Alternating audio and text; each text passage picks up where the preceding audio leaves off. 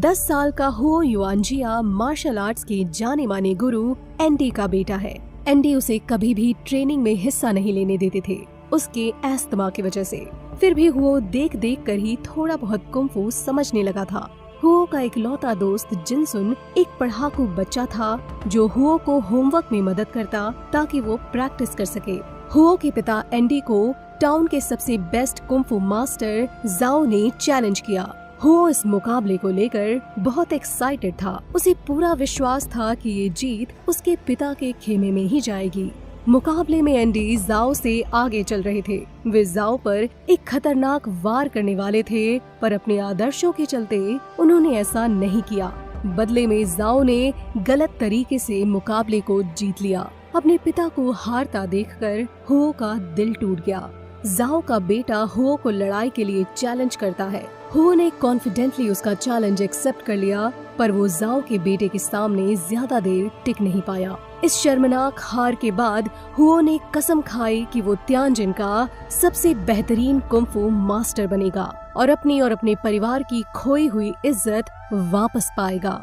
जिनसुन और हुओ ने अपने पिता की लाइब्रेरी से मार्शल आर्ट्स की किताब चुरा ली। इसके बाद उसने किताब में से सीख कर दिन रात प्रैक्टिस की, वो भी बिना आराम करे।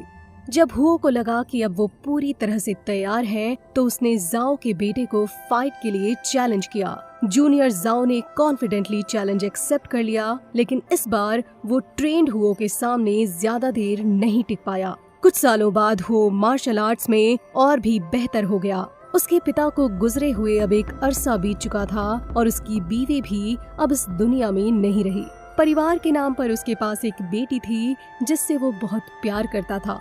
जाओ के साथ अपनी आखिरी लड़ाई के बाद से वो कभी भी नहीं हारा। उसने कई लड़ाइयाँ लड़ी, लेकिन उसके विरोधियों में से कोई भी इतना अच्छा नहीं था कि उसे मात दे सके। हुओ ने पिछले कुछ सालों में बहुत सारे फॉलोअर्स को इकट्ठा कर लिया था, लेकिन इस सफर में उसके अंदर घमंड पैदा हो गया और वो धीरे धीरे अपने पिता के सिद्धांतों को भूलने लगा।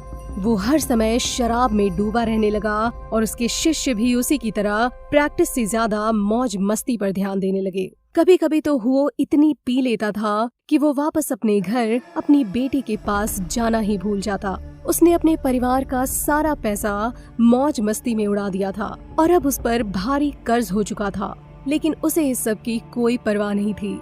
एक शाम वो अपने बचपन के दोस्त जिनसुन के पास जाता है।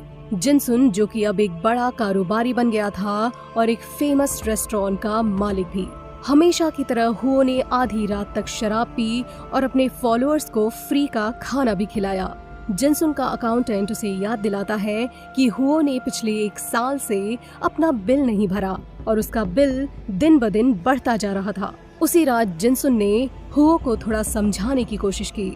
जिनसुन जानता था कि हुओ के फॉलोअर्स सिर्फ उसे इसलिए पसंद करते थे क्योंकि वो उन सबको फ्री का खाना खिलाता था। जिनसुन चाहता था कि हुओ अपने खर्च करने की आदतों में थोड़ा सुधार करे, लेकिन हुओ को उसकी बात पसंद नहीं आई। उसके हिसाब से जिनसुन कंजूस था। अगले दिन हुओ अपने सबसे बड़े प्रतिद्वंदी किन से टकराया। वो अकेला आदमी था जिसके साथ अभी तक उसका मुकाबला नहीं हुआ था। क्योंकि उसने भी अपने सभी प्रतिद्वंदियों को हरा रखा था, इसलिए बहुत से लोग किन को मार्शल आर्ट्स में सर्वश्रेष्ठ मानते थे। उन दोनों के बीच एक मामूली सा झगड़ा हो गया, जिसकी वजह से हुओ की ईगो हर्ट हो गई और वो अपना गुस्सा अपने शिष्यों पर निकालने लगा, वो भी ट्रेनिंग के वक्त उनकी पिटाई करके। रात में हुओ के एक फॉलोअर को स्ट्रेचर पर लाया गया। पता चलता है कि किन ने किसी वजह से उसकी पिटाई की थी। हुओ के हिसाब से किन ने ऐसा गुस्से और जलन में आकर किया था। जिनसुन के रेस्टोरेंट में किन और उसका परिवार किन का बर्थडे मना रहे थे। तभी हुओ अपने आदमियों के साथ वहां पर आ गया और पास की टेबल पर बैठकर शराब पीने लगा। किन ने उसे आज रात के लिए अपने झगड़े को अलग रखने को कहा, क्योंकि उसका परिवार भी वहां पर था, लेकिन हुओ पीछे हटने के मूड में नहीं था। जिनसुन ने भी उसे रोकने की कोशिश की, मगर उसका कोई फायदा नहीं हुआ। उल्टा गुस्से में आकर जिनसुन से भी अपने बचपन की दोस्ती तोड़ ली। अब हुओ और भी ज्यादा गुस्से में था।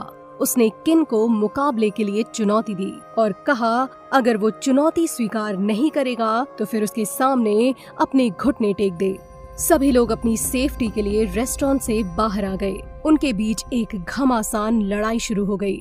दोनों ही मार्शल आर्ट्स में माहिर थे, पर जब हुओ के ऊपर गुस्सा सवार हुआ तो वो लड़ाई के नियमों को भूल गया। उसने किन को बुरी तरह थका दिया और फिर उसने आखिर में किन की छाती पर एक जानलेवा मुक्का मारा, जिससे मौके पर ही उसकी मौत हो गई। जब हुओ वापस घर लौटा तो उसने देखा कि बिस्तर पर उसकी माँ की लाश पड़ी थी। किन के फॉलोअर्स ने हुओ से बदला लेने के लिए उसकी माँ को मार डाला था। हुओ अपनी माँ की मौत का शोक मनाते हुए रो ही रहा था, तभी उसे याद आया कि उसकी बेटी भी घर पर ही थी। वो जल्दी से उसके कमरे में गया, जहाँ उसे उसकी जिंदगी का सबसे बड़ा झटका लगा। खून में लथपथ वो अपने बिस्तर पर पड़ी हुई थी। उसके हाथ में एक छोटा सा पाउच था जो उसने अपने पिता के लिए बनाया था। इस मोमेंट पर हुओ पूरी तरीके से टूट चुका था। जैसे ही वो घर से बाहर आया तभी उसके शिष्य वहाँ आ गए। उन्होंने बताया कि किन ने जिसे पीटा था उसने किन की बीवी के साथ बदतमीजी की थी। अपनी बीवी के आत्मसम्मान के लिए उसने हुओ के शिष्य की पिटाई की थी, न कि गुस्से या जलन में। हुओ दुख, दर्द और पीड़ा से भर गया। उसे अपने जीने की कोई वजह नहीं दिख रही थी। वो त्यांजिन से जाने वाले पहले जहाज में चढ़कर एक कोने में लेट गया। उसे बिल्कुल परवाह नहीं थी कि ये जहाज उसे कहाँ लेकर जाएगा।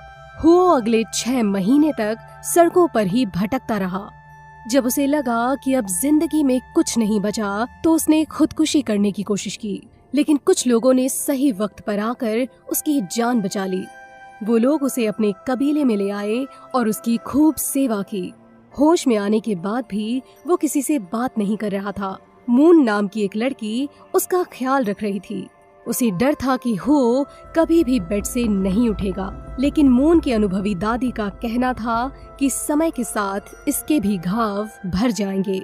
एक दिन मून को लगा कि हुओ के बाल बहुत बढ़े हुए हैं। उसने हुओ को बाल कटवाने के लिए कहा। वो कई दिनों बाद बिस्तर से उठा और लड़की के साथ नदी पर गया, जहाँ पर मून ने उसके बाल काटने में उसकी मदद की। दाढ़ी कटवाकर हुओ बाबा से बाबू बन गया। अब वो उनके कबीले का हिस्सा बन चुका था। हुओ खेती में मदद करने लगा, साथ ही साथ वो खाना बनाने में भी हाथ बटाता था। 1 साल बीत गया। हुओ और मून एक दूसरे को पसंद करने लगे थे। एक दिन उनके कबीले का एक बच्चा दूसरे कबीले की गाय चुराते हुए पकड़ा गया। दादी माँ और मून ने दूसरे कबीले के मुखिया से कई बार माफी मांगी, पर वो बच्चे को माफ करने के मूड में नहीं था, बल्कि उनके ट्रेडिशन के हिसाब से बच्चे की कुटाई होनी थी। हुओ ने कहा कि बच्चे की जगह मेरी कुटाई कर लो, लेकिन बड़ों के लिए नियम कानून कुछ अलग थे। हुओ को सजा के तौर पर सामने वाले कबीले के सरदार से लड़ना होगा। हालांकि हुओ कुछ ही देर में उसके तोते उड़ा सकता था, लेकिन अब वो अपनी नॉलेज और पावर से किसी को चोट नहीं पहुंचाना चाहता था। इसलिए शुरू में तो उसने खुद का बचाव भी नहीं किया, लेकिन दादी माँ से थोड़ी मोटिवेशन मिलने के बाद वो कम से कम अपना बचाव करने लगा। सजा का समय खत्म हो रहा था और सरदार अभी तक हुओ को छू भी नहीं पाया था। उसने अपनी हार कबूल कर ली। अगले दिन हुओ, मून और कबीले के कुछ बच्चे साथ में बैठे हुए थे। बच्चे हुओ से कुंफू सीखना चाहते थे, पर हुओ ने उन्हें मना कर दिया, क्योंकि वो जानता था कि अजीम शक्ति लोगों को क्या से क्या बना सकती है। वो चाहता था कि यहाँ के लोग जैसे अपना जीवन जी रहे हैं वैसे ही जिएं, शांति के साथ। बच्चों ने अपने भोलेपन में कहा कि हुओ और मून साथ में बहुत अच्छे लगते हैं, लेकिन इस बात को दोनों ने अनसुना करने का दिखावा किया। अंदर से तो मन में लड्डू फूट रहे थे। एक दिन मून अपने माता पिता की कब्र पर जाती है, जिससे हुओ को भी अपने माता पिता और बेटी की याद आ गई, जिसे वो मरने के बाद छोड़ आया था। अब जबकि उसकी दिमागी हालत पहले से बेहतर थी, तो वो वापस घर लौटना चाहता था, ताकि वो अपनी बेटी की कब्र पर जाकर उससे माफी मांग सके। जब उसने मून को अपने प्लान के बारे में बताया, तो मून ने उसे खुशी खुशी एनकरेज किया।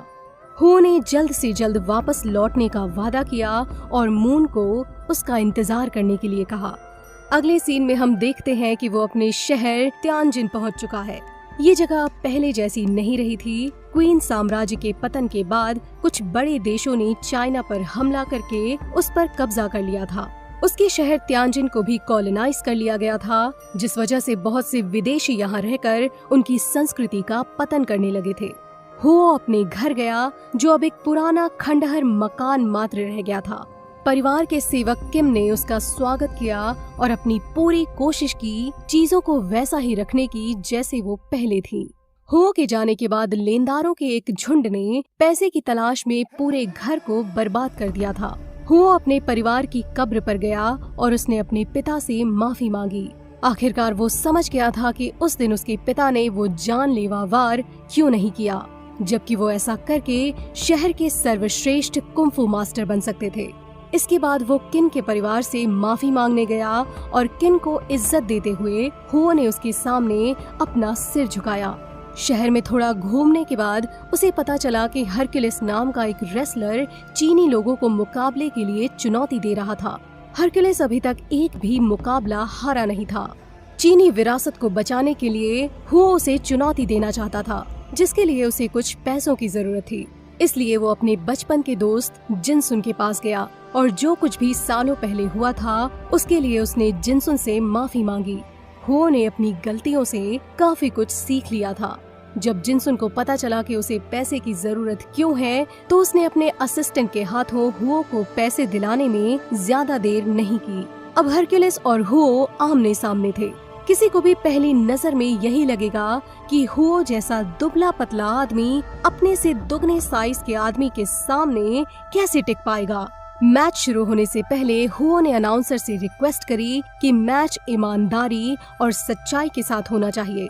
भाषा के गैप का फायदा उठाते हुए अनाउंसर ने हरक्यूलिस को भड़का दिया। मुकाबला शुरू हो गया और हुओ ने शुरुआत में ही अपनी पकड़ बना ली। धीरे धीरे मुकाबले का रोमांच बढ़ता जा रहा था। तभी हुओ ने हरक्यूलिस की जान बचा ली। एक ईमानदार खिलाड़ी की तरह हरक्यूलिस ने अपनी हार कबूल कर ली। हुओ इस मुकाबले के बाद फेमस हो गया था। इसके बाद वो शंघाई में जिनसुन से मिला। जिनसुन चाहता था कि वो एक एथलेटिक एसोसिएशन बनाए, जहां पर वो चाइनीज बच्चों को कुंफू की कला सिखा सके। इस तरीके से वे विदेशी दबाव में भी अपने कल्चर को बचा सकते थे। इसी बीच कुछ विदेशी अधिकारी चीनी लोगों में हुओ की बढ़ती लोकप्रियता से नाखुश थे। उन्हें डर था कि विदेशी लड़ाकों के खिलाफ हुओ की लगातार हो रही जीत से चीनी लोग अंग्रेजों के खिलाफ विरोध न कर दें। तभी उन्होंने ये पक्का करने के लिए कि अगले मैच में हुओ की हार हो, उन्होंने उसके खिलाफ एक ही दिन में 4 विदेशी लड़ाकों से मुकाबले का प्रस्ताव रखा। जापानी प्रतिनिधि मिस्टर मीता ने इस बार हुओ को हमेशा के लिए खत्म करने का वादा किया। ये जानते हुए कि ये उसे हराने की सिर्फ एक चाल है, फिर भी हुओ ने इस चुनौती को स्वीकार कर लिया। मुकाबले से एक दिन पहले वो अपने प्रतिद्वंदी जापानी चैंपियन तनाका से मिला। उन्होंने साथ में चाय पी। तनाका भी हुओ की तरह एक ईमानदार खिलाड़ी था। उन दोनों के बीच अच्छी दोस्ती हो गई थी। मुकाबले का दिन आ गया। हुओ को पहले 3 लड़ाकों से लड़ना था। वो लड़ाके हुओ के सामने 2 मिनट भी नहीं टिक पाए। हुओ तीनों को हराने में कामयाब रहा। आखिर में उसके सामने तनाका आता है। तनाका ने उससे माफी मांगी क्योंकि ये मुकाबला उसकी नजर में गलत था। उसने हुओ से मुकाबले को रद्द कराने के लिए भी पूछा, मगर हुओ को इस मुकाबले से कोई शिकायत नहीं थी। पहला राउंड शुरू हो गया। वे लड़ाई के लिए अपने पसंद के हथियार चुनते हैं। हुओ ने सैंजी गन को इस्तेमाल किया, वहीं तनाका ने लड़ाई के लिए एक तलवार चुनी। लड़ाई शुरू हो गई। मुकाबले के बीच में गलती से उनके हथियार बदल गए। तनाका सैंजी गन चलाने में अच्छा नहीं था, इसलिए हुओ ने ईमानदारी से हथियारों को बदल लिया।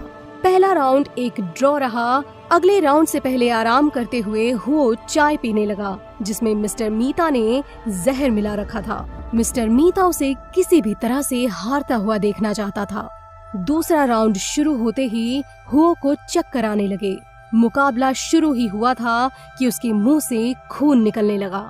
हुओ की सुरक्षा के लिए तनाका ने मैच रोकने की मांग करी, लेकिन जब हुओ को पता चला कि उसे जहर दिया गया है, तो उसने मुकाबले को जारी रखना ही ठीक समझा, क्योंकि अब तो वो वैसे भी मरने ही वाला था। पूरी तरह से थकने के बावजूद भी हुओ ने उसी टेक्निक का इस्तेमाल करते हुए तनाका की छाती में मुक्का मारा, जिस टेक्निक से उसने किन को मारा था। हालांकि अपनी गलतियों से सीखकर इस बार उसने अपना मुक्का रोक लिया था, लेकिन तभी वो नीचे गिर गया। तनाका ने हुओ को विजेता घोषित कर दिया, क्योंकि वो जानता था कि हुओ उसे मुक्का मार सकता था, पर उसने ऐसा नहीं किया। आखिर में हुओ ने अपने दोस्त की बाहों में दम तोड़ दिया। तनाका ने मिस्टर मीता को फटकार लगाते हुए कहा कि तुम जापान देश के लिए कलंक हो। आखिरी सीन में दिखाते हैं कि हुओ की आत्मा कुंफू करते हुए मून के घर के बाहर पहुंच गई। मून दौड़ती हुई घर के बाहर आई। उसे हुओ के आने का एहसास हुआ, बावजूद इसके कि वो देख नहीं सकती थी। और यहीं पर मूवी खत्म होती है।